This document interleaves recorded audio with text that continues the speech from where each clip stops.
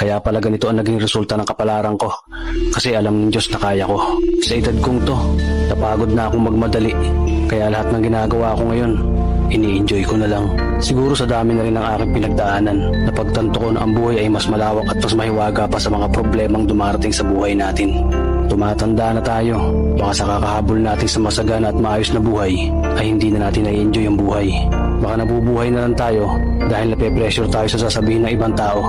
Marami na rin akong mga naging maling desisyon sa buhay, pero lahat yun nagsilbing aral sa akin at natuto ako sa mga pagkakamali ko. May mga taong sobra nating mamahalin at bibigyan ng halaga, pero ibabalik lang sa atin ay kabiguan at matinding trauma.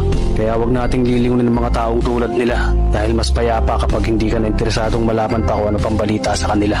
At wag mong idepende ang sarili mo sa kahit kanino. Tandaan mo, kahit sarili mong anino, iiwan ka din nito kapag madilim na ang paligid mo. Kailangan natin matutunan na huwag ikumpara ang sarili natin sa iba dahil hindi natin laban ang laban nila. Karera mo to, hindi nila karera. Dahil ang buhay ay hindi naman nasusukat sa kung sino ang mayaman, kundi kung sino ang payapa. Kaya galingan mo lang palagi tol dahil napakaraming tao mapanghusga, hihilahin ka pababa at lagi mo itong tatandaan.